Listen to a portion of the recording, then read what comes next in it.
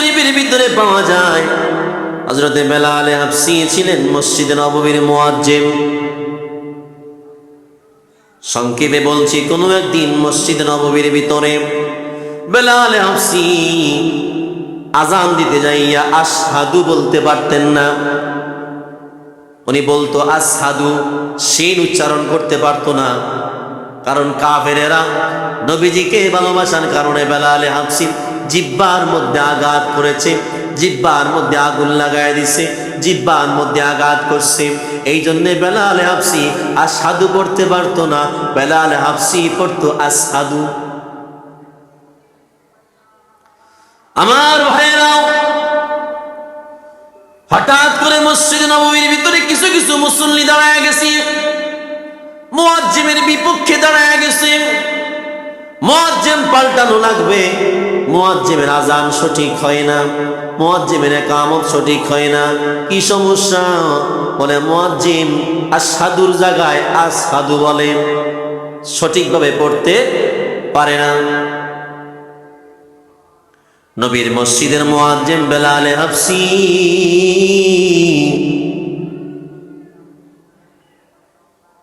আশহাদু বলতে পারতো না, আসহাদু বলতো।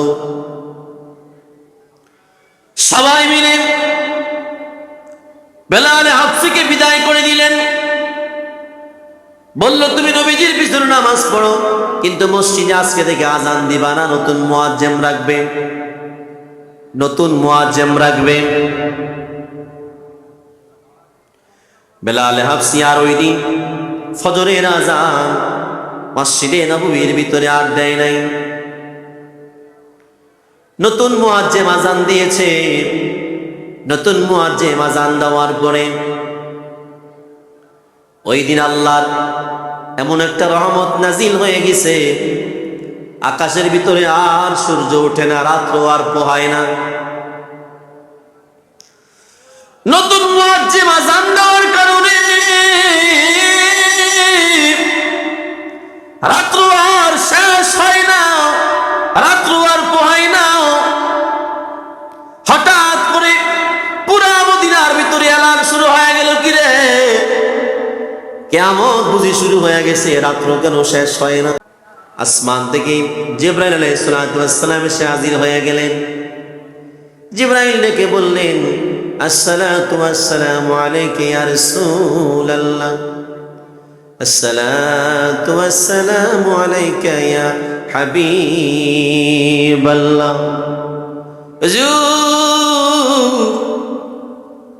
আমার আল্লাহ আপনাকে সালাম দিয়েছে। হুজুর, আরশে আজিমের ভিতরে একটা মোরগ আছে, রাতা মোরগ। দেখবেন ভোর রাত্র হইলে, আজানের সময় হইলে রাতা মুরগা ডাক দেয়, দেয় না? এই ডাকটা কোত্থেকে আসে? আরশে আজিমের ভিতরে একটা রাতা মুরগার মতো একটা ফেরেশতা আছে, উনি ডাক দেয়। ওই ডাকের সাথে সাথে দুনিয়া রাতা মুরগাগুলো ডাক দেওয়া শুরু করে। জিবরাইল ডেকে বললেন, ইয়া রাসূলুল্লাহ, ইয়া হাবিবাল্লাহ, আজকে আরশে আজিমের ওই ফেরেশতা কুক্কুরু সুবহুন কুদ্দুসুন আওয়াজ দেয় নাই। আজান দিলে, দুনিয়াতে আজান দিলে আরশে আজিমের ওই ফেরেশতা সুবহুন কুদ্দুসুন বলে আওয়াজ দেয়। আজকে কেন আওয়াজ দিলেন না? আরশে আজিমের ফেরেশতা ডেকে কয়, দুনিয়ার ভিতরে আজান হয় নাই। কি হয় নাই? আসলে আজান হয়েছে কিনা? হয়েছে। কে দিছে? নতুন মুয়াজ্জিম। জিবরাইল এসে ডাক দিয়া কয়, হুজুর,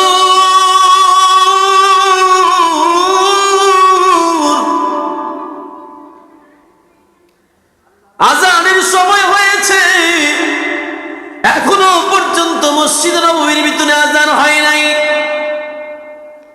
আমার নবীজিকে বললেন, ভাই জিবরাইল, মসজিদ নববীর ভিতরে অবশ্যই আজান হয়েছে। বলে, আজানটা কে দিয়েছে? নতুন মুয়াজ্জিম ভালো কণ্ঠে আজান দিয়েছেন, মধুর কণ্ঠে আজান দিয়েছেন। নতুন মুয়াজ্জিম আজান দিয়েছেন, মধুর কণ্ঠে আওয়াজ দিয়ে আজান দিয়েছেন। এবার জিবরাইল আলাইহিস সালাতু ওয়াস সালাম নবীজির কাছ থেকে খোঁজ খবর নিয়ে চলে গেলেন আমার আল্লাহর দরওয়াজায়। যা ডেকে বললেন, আল্লাহ, আপনার বন্ধুকে জিজ্ঞাসা করলাম মসজিদ নববীতে আজান হয়েছে কিনা। আপনার বন্ধু বলেছে মসজিদ নববীর ভিতরে আজান হয়েছে, নতুন মুয়াজ্জিন নাকি আজান দিয়েছে। আমার আল্লাহ ডেকে কই, জিবরাইল,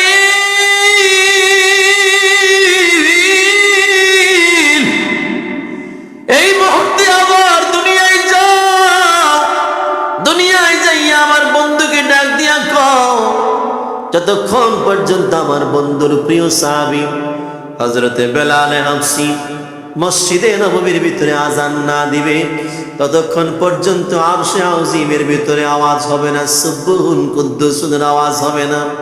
যতক্ষণ পর্যন্ত বেলাল হাবশী আজান না দিবে, ততক্ষণ পর্যন্ত আরশের দরওয়াজাগুলো খোলা হবে না, সূর্যটা দুনিয়ায় আসবে না।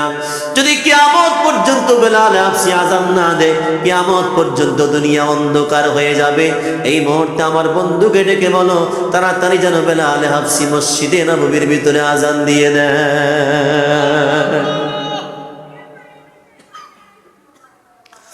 বেলাল হাবশী মসজিদে নববীর ভিতরে আজান দিয়ে দিলেন। বাবা, বেলাল হাবশীর ঘটনা কেন টানলাম? জান্নাতে যাইতে হলে বেলাল হাবশীর মতো নবীরে ভালোবাসতে হবে, জাহান্নাম থেকে বাঁচতে হইলে বেলাল হাবশীর মতো নবীকে ভালোবাসতে হবে। জান্নাতের ভিতরে আমার নবীর সাথে থাকতে চাইলে, নবীর সুপারিশ পেতে চাইলে বেলাল হাবশীর মতো নবীকে ভালোবাসতে হবে। যদি বেলাল হাবশীর মতো নবীকে ভালোবাসতে না পারেন, কপাল আপনার মন্দ, আমার নবীর সুপারিশ পাবে না। আর যিনি নবীর সুপারিশ পাবে না, তিনি কোনোদিন আল্লাহর জান্নাতের ভিতরে প্রবেশ করতে পারবে। এই বেলাল হাবশী আমার নবীজিকে কেমন ভালোবাসতো? বেলাল হাবশী নবীর দরওয়াজায় যাইয়া কালিমা পড়ে মুসলমান হয়ে গেল। মুসলমান হওয়ার পরে কাফেরেরা বেলাল হাবশীকে আঘাত করা শুরু করলো, মারধর করা শুরু করলো। বেলালের শরীরের মধ্যে আঘাত করলো, হাতে আঘাত করলো, পায়ে আঘাত করলো, মাথায় পর্যন্ত আঘাত করলো। তারপরেও বেলাল হাবশী ডেকে বললেন, আহাদ আহাদ আহাদ আহাদ। আল্লাহ কয়জন? একটু আওয়াজ দিয়ে কোন কয়জন? আহাদ আহাদ আহাদ। বেলাল হাবশী বলতেছে, আর কাফেরেরা দেখতেছে। বেলালে যত মারে, বেলালের শরীরের ভিতরে প্রেমের মুজিজা আরো বেড়ে যায়। বেলালে যত মারে, বেলাল শরীরের ভিতরে নবীর প্রেম আরো বেড়ে যায়। বেলালে যত আঘাত করে, বেলালের শরীরের ভিতরে নবীর প্রেম আরো জাগ্রত হয়ে যায়। ও নবীর প্রেমিকেরা, দিশাহারা মরণের ভয়ে করে না, প্রেম তো মরে না। নবীর প্রেমিকেরা দিশাহারা মরণের ভয় করে না, প্রেম তো মরে না। প্রেম কইরাছে মুসা নবী, তোর পাহাড়ে গেলেন চলিও। ওরে খোদার নূরে পাহাড় জ্বললো, নবী মুসা জ্বলে না, প্রেম তো মরে না। নবীর প্রেমিকেরা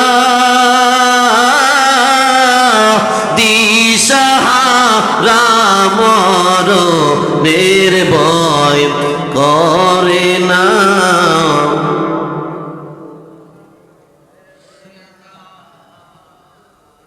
ভাইরা আমার, বেলাল হাবশিরে যত মারে, শরীরে আঘাত করে, পায়ের মধ্যে আঘাত করে, হাতের মধ্যে আঘাত করে, দেহের মধ্যে আঘাত করে, বেলাল হাবশির দেহের ভিতরে নবীর প্রেম আরো বেশি জাগ্রত হয়ে যায়। এবার বেলাল হাবশি জবান দিয়ে বলতেছেন আহাদ আহাদ আহাদ।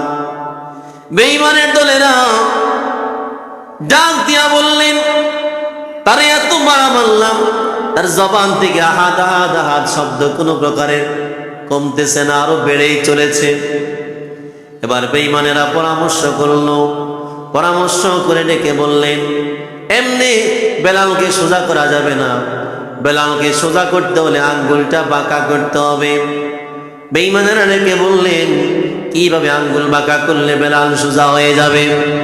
বলে যে বেলাল জিহ্বা দিয়া হাদ হাদ হাদ হাদ হাদ বলে ডাকতেছে, এই বেলালের জিহ্বার ভিতরে গরম আগুনের কয়লা এনে লাগায় দাও, গরম আগুনের কয়লা এনে লাগায় দাও।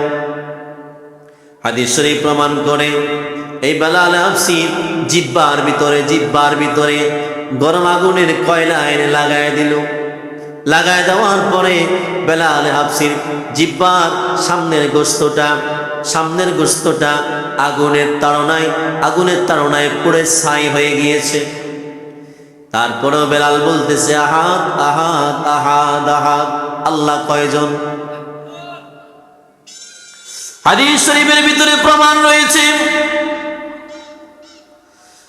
এরপরও যখন বেলাল বলতেছে আহাদ আহাদ আহাদ, আল্লাহ এক, আল্লাহ এক, বেঈমানের দলেরা ডেকে বললেন, বেলাল তোমাকে ছেড়ে দেব, শর্ত আছে।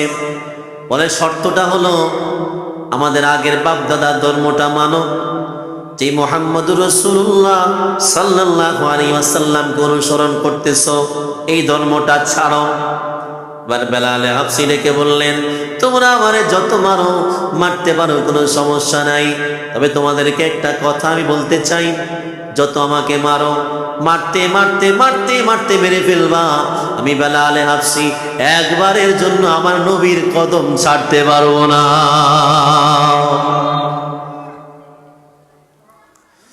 এই কথা বলার পরে কাফেরের দলেরা, বেঈমানের দলেরা বেলাল হাবশিকে গলার মধ্যে রশি লাগায় দিছে। বেলাল হাবশির গলার মধ্যে রশি লাগায় দিছে। রশির এক মাথা বেলাল হাবশির গলার মধ্যে লাগায় দিছে, আরেক মাথা পঙ্খিরাজ ঘোড়ার মধ্যে বান্ধা দিছে। এক মাথা বেলাল হাবশির গলার ভিতরে লাগায় দিছে, আরেক মাথা পঙ্খিরাজ ঘোড়ার মধ্যে বেঁধে দিছে। এবার পঙ্খিরাজ ঘোড়ার উপরের ভিতরে উঠিয়া বেঈমানের দল চাবুক দিয়া পঙ্খিরাজ ঘোড়ারে বাইরায়, আর পঙ্খিরাজ ঘোড়াও দৌড়ায়, পঙ্খিরাজ ঘোড়ারে বাইরায়, পঙ্খিরাজ ঘোড়াও দৌড়ায়, পঙ্খিরাজ ঘোড়ারে বাড়ি মারে, পঙ্খিরাজ ঘোড়াও দৌড় মারে। এখন পঙ্খিরাজ ঘোড়ার সাথে বান্দাকে বেলাল, এই বেলাল নবীর সাহাবী। কার সাহাবী? নবীর সাহাবী। হাদিস শরীফের ভিতরে রয়েছে পঙ্খিরাজ ঘোড়া দৌড়াইতেছে, আর বেলাল হাবশি গলার মধ্যে রশি লাগাইয়া টেনে টেনে টেনে টেনে হেসরাইতে হেসরাইতে হেসরাইতে হেসরাইতে পুরা মদিনা শহর ঘুরানো শুরু করেছে। এলাকার পাথরগুলো বড় বড় হাদিস শরীফের ভিতরে পাওয়া যায়। এই পাথরগুলো বেলাল হাবশি পিঠ মুবারক দিয়ে পাথরগুলোর ভিতরে প্রবেশ করে ফেলেছে। হাদিস শরীফের ভিতরে পাওয়া যায় বেলাল হাবশির গোশতগুলোর ভিতরে পাথরগুলো ঢুকে গিয়েছে, শরীরের গোশতগুলো আস্তে আস্তে খুলে গিয়েছে। বেলাল ডাক দিয়া কয় নবী গো ও নবী,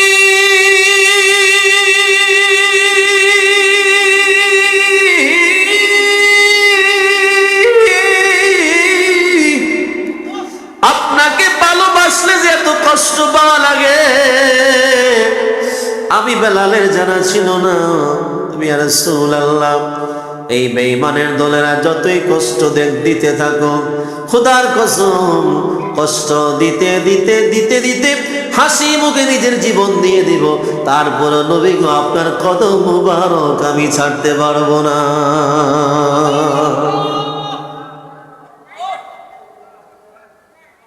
বেলাল হাবশী শরীরের গোশতগুলো ঘষে ঘষে পড়ে গিয়েছেন। এই বেলাল হাবশীকে আরেকজন সাহাবী নিয়ে বেলাল হাবশীকে নিয়ে আসলেন নবীর দরওয়াজায়। নবীর দরওয়াজায় নিয়ে আসার পরে হযরত বেলাল হাবশী ডেকে বললেন, ইয়া রাসূলুল্লাহ ইয়া হাবিবাল্লাহ, আমি বেলাল হাবশীর শরীরটা প্রচন্ড ব্যথা। হুজুর, এই ব্যথার কারণে আমি বেলাল হাবশী আমার শরীরটা লড়াইতে পারতেছি না।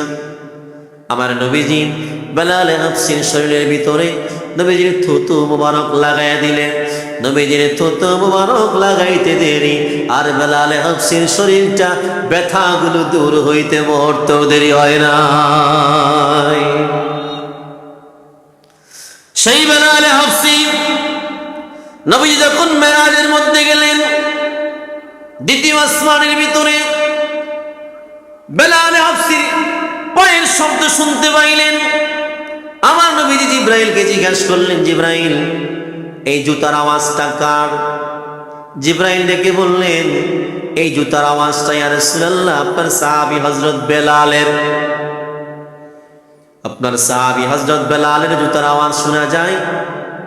নবীজি মেরাজ থেকে জিজ্ঞাসা করলেন, বেলাল তুমি দুনিয়াতে কি এমন ইবাদত করো যে ইবাদতের কারণে আমার আল্লাহ আরশ আযীমের দ্বিতীয় আসমানের ভিতরে তোমার জুতার আওয়াজ আমি রাসূলের কানে শুনিয়েছেন? বেলাল ডেকে বললেন, নবী গো, ইয়া রাসূলুল্লাহ ইয়া হাবিবাল্লাহ, আমার এমন কোনো ইবাদত নাই। আমার একটাই ইবাদত, আমি সব সময় নিজের জানের চাইতে, নিজের জীবনের চাইতে, নিজের সন্তানের চাইতে, মা বাবার চাইতে, আত্মীয় স্বজনের চাইতে, পাড়া প্রতিবেশী সবার চাইতে আমি সব চাইতে বেশি আপনি নবীকে ভালোবাসি।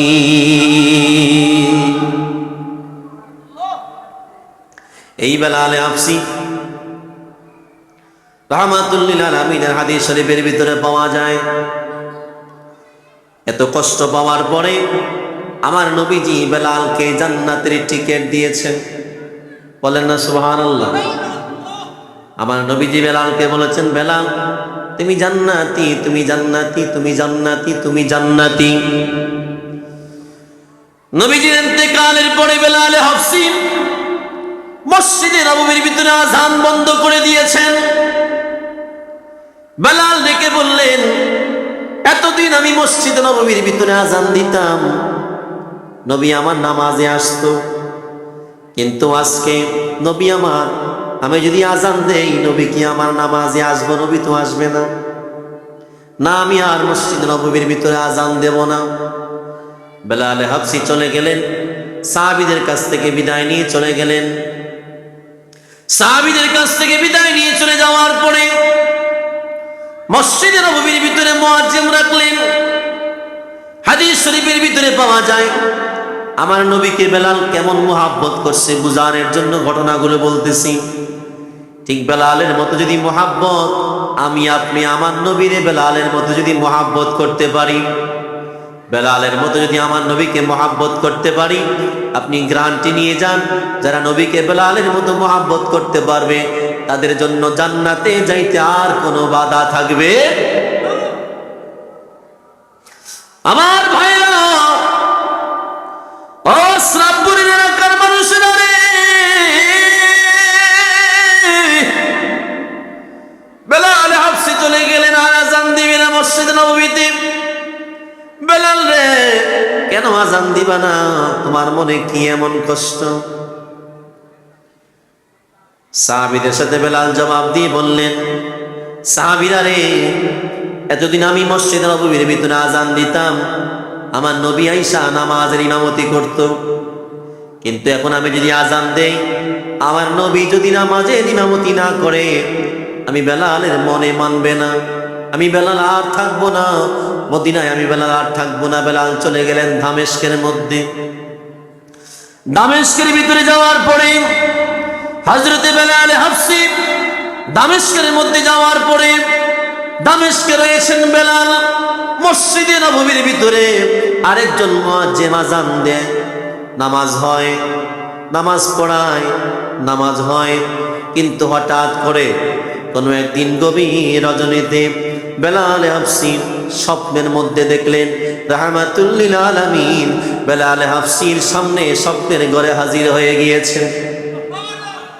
আর জোরে বলেন বাজান, হাদিস শরীফে আছে, যদি কোনো আল্লাহর বান্দা আমার নবীকে স্বপ্নের ঘরে একবার দেখে, তার জন্য জাহান্নামের আগুন হারাম হয়ে যায়।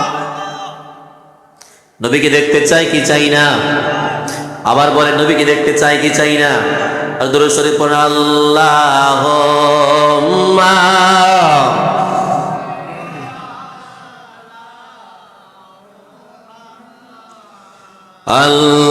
আল্লাহুম্মা সাল্লি আলা মুহাম্মাদ ওয়া আলা